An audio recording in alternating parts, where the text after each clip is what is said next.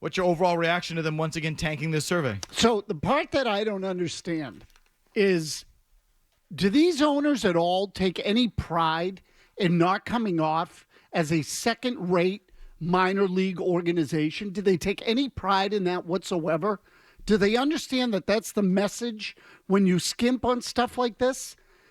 And with regards to Kraft and the Patriots, the one that would concern me the most is I think there was a category in there called commitment to winning.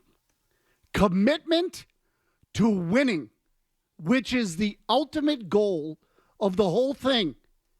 And I think they were 30th out of 32 teams. Commitment to winning with, among others, Carolina, Arizona, and the Jets. 30th. Commitment to winning. If that doesn't slap you in the face and cause you to rethink how you are approaching your operation, I don't know what would. So again, I'll just fill that out a little bit more. 3 categories to pay attention to, among many, but we'll just start with these. Mazz just said, commitment to winning. Kraft ranks in the bottom 5 in 3 categories here. Commitment to winning is the lead one. And in descending order, I think, is, so you said 30th, right? Yes. So I'm going to assume 28th is Mike Brown there in Cincinnati. Mm-hmm. Complete, useless, lucky sperm, do nothing, collect the TV money. Like the worst example of it, I think, in the league is Mike Brown and the Brown family. He's 28th. Jimmy Haslam in Cleveland. Borderline criminal? Yeah. Wasn't he brought up on right. charges for something? That was the Flying J. Is that what it was called? Yeah. The truck stops? 29th. 30th, Robert Kraft. 31st, Woody Johnson. Clown among clowns. 32nd, this Tepper lunatic. David Tepper with In Carolina. That's the company he keeps. Right. Think of these contemporaries. I mean, these are the biggest laughingstock owners throughout the NFL. Impact on culture. Kraft is bottom 5 in commitment to winning and impact on culture. Bottom 5 alongside Bidwell. Michael Arizona. Bidwell, another do-nothing, lucky sperm, collect the TV money, dope. Also, I think was in a lawsuit about something with like racism, with the organization in the last 2 seasons. It's a mess there. I don't know if I'll say borderline criminal because I don't have that detail in front of me. Sounds right. But again, just another one of these doofus owners who were handed the team by his dad and without it would be nothing in life. Michael Bidwell. Jimmy Haslam again. Robert Kraft, David Tepper, Woody Johnson. Right. Commitment to culture, impact on culture, bottom 5 alongside Bidwell, Haslam, Tepper, and Woody Johnson. The dregs of the dregs. Last one, investment in facilities. Bottom 5. This one, I think he's 28th then. That list is Kraft, Tepper, Rooney in Pittsburgh. Yep. Bidwell, Woody Johnson. So he's down here. Right, with the dregs. With the Woody Johnsons, the Teppers, the dregs of the dregs. Your thoughts? Yeah, it is. To me, I find this deplorable.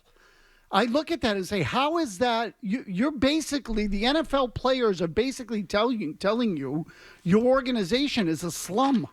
That's what they're telling you. That's effectively the message. And in the soundbite we just played, Mike, Robert Kraft was talking about the facilities mostly because I think a year ago, most of the damage was with regard to the facilities. I think that's right. The absence of daycare on game days, things like that. So, and, the weight room, so facilities. And Kraft says, well, these things are fixable. How is commitment to winning a physical problem? That's not about just building a nice $50 million building. That's not what that is. That's sort of about a standard you're setting as well. That's about your whole vibe, what your priorities are, what your emphasis is on. That's what that comment is. Commitment to winning. Bottom 5 of the league. 30th out of 32. I mean, all 3 of these things. That is sad. All 3 of these things are costly, and just looking at it overall, because this has now gone on a few years with these surveys where they're ranking poorly, their downward spiral into Jets-like embarrassment continues, and I just feel like they're probably still smelling their own farts and riding the high off the fumes of 2 decades of dominance. And they have yet to realize that ended over 5 seasons ago. It's been a long time, half a decade now. And again, just to throw this fact out there, because I think it's important, because I looked it up yesterday. third highest valued franchise in the sport. Third highest. And there are people that working in the league, not people, the people who work in the league, the players are putting you in the bottom 5 with commitment to winning. Okay. Really bad look. They deserve to be called out on it. I've been calling them out on this and other things in terms of just overall investment for a while, before it was trendy to do so, in fact. But I do feel that they don't belong on this list. I think they're better than Michael Bidwell and the Brown family and these two-bit owners. They're better than Woody Johnson. They're better than Jimmy Haslam. They should be. And I've been saying it. It's been a refrain now. You've heard me say this a million times the last couple of years. But it's time for them to reestablish themselves as good owners. And this is another example of it. They don't belong down there with those other owners. They don't. Okay. They're better than that. How did they get there? They are smart, I think largely well-intentioned, qualified people who've lost their way. And they got there by cutting corners. And I think they got lazy. Maybe they fell into the same trap that a lot of people did down there, that Brady just covered everything up.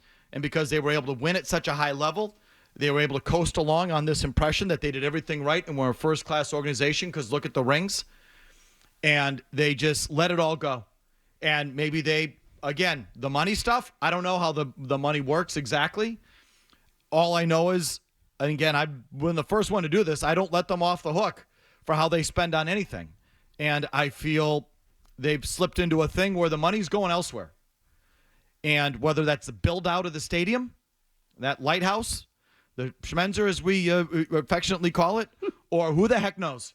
I don't know. I don't know where the money goes. But it's gone somewhere, and it hasn't gone back into the product like it should. And I feel it's sort of been obvious if you've just wanted to look at it critically and look at it with anything other than just, the fanboy sort of thing. Just look at it critically. Step back and look.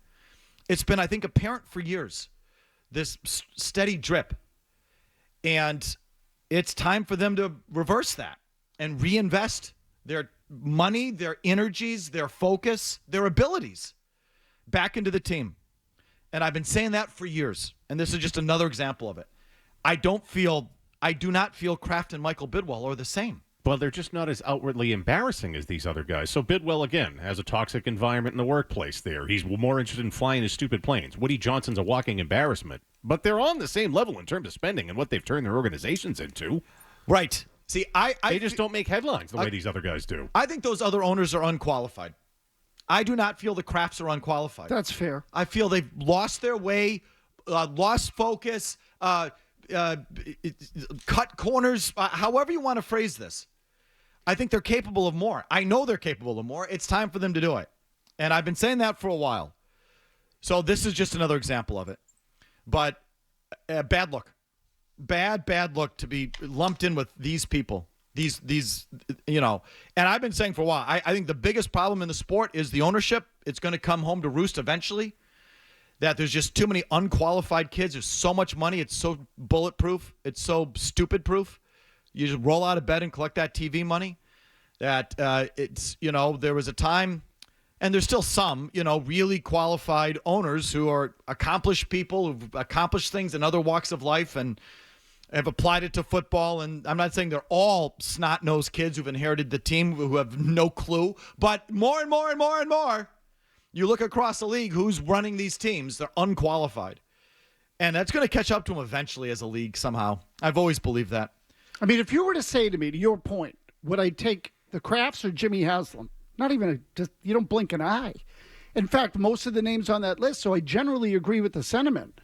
I would also emphasize the point, though, that this is how they are looked at in the league. You bet. They've earned it. I'm not saying it's unearned. Right. This is how they are looked at in the league. This is not a media story. This is the players in the league saying not good enough. Compared to everyone else, not good enough. And if that's because the Patriots are held to a higher standard than the Browns or the Bengals or the Jets, and the people look at the Krafts and look at the Patriots and say, come on, you're better than this. So we're disappointed in you, then so be it. Like, that's another part of what comes with being a premier franchise in the league. You have a standard to live up to. I think it's embarrassing. Definitely. It's embarrassing because they're better than this. They should be better than this. I know they're better than this. So you want to be on these lists? Commitment to winning, impact on culture, bottom 5 in the league, next to Bidwell and the Browns and Haslam and Woody Johnson, that dope, and David Tepper, that creep. Like, that's the, like, come on. Come on, guys. Don't be that. You know you're better than that. It's a choice. It's a choice about what you invest. Your time, your energies, your money. It's you earn that place, but it's easy to get out of it. So get out of it. And certainly from a fan's perspective, we don't care about the ashtrays on the planes. Like, that's an embarrassing one. A big one that they ranked really low in was travel. Travel, yeah. And the plane was one of them. 39% of Patriots players report having a comfortable amount of personal space on team flights. Only 39%, ranking them 31 out of 32. The players feel that their team's travel schedule is not very efficient, ranking 30th out of 32. Guys, we got a game in Cincinnati, but we need to stop in Houston for a few. We're picking up someone he paid us for a charter. And then the little note says, players want an upgraded team plane. The current plane is too small, there's no Wi-Fi available, and there are seats with ashtrays in the armrests. Even Spirit has Wi-Fi. And the ashtrays in the armrests, I would say, as a nervous flyer, that would bother me. Those are planes from the 80s. Exactly. I mean, my God, you guys are old enough to remember. I don't know if Murray is. No, I remember. Smoking section in back and the ashtrays, but that was a long time ago. I was a kid. I got mixed feelings on the old versus new. Sometimes those battle-tested planes are. I'll take an old with plane that. over a 737 Supermax 8 or whatever. That's sort of, sometimes I go back and forth on that. But then there's a line. It's just a bad look. It's just a bad look. It's like, and it's kind of representative. From the outside, those planes look amazing. Yeah, the paint job is so cool and badass. And Patriot 1, Patriot 2, the Patriot missile, the Patriot plane. It just looks so proud and cool and well painted. And then you go inside and it's kind of chintzy. And it's like, turns out it's the Enola Gay. It's just kind of, does that represent where they're at? And all that is a choice. Instead of taking your money and putting it over here, and where over here is, again, who knows? They don't open their books. But instead of taking that money and putting it over here, put it there back into the team. And it's been too long, I guess, since they've done that. And it's a choice. I think that the Brown family, these owners of the world don't have the wherewithal to figure it out, or are not well-intentioned or not qualified or whatever. I don't feel that way about the Crafts. So sort of another hit for them today. But I don't think they belong down there. It's time for them to prove it again. If you like that clip, check out more videos from Felger Mazz here. For more Patriots analysis and opinion, hit this playlist. And for all the latest from the Sports Hub, download the app at 985thesportshub.com.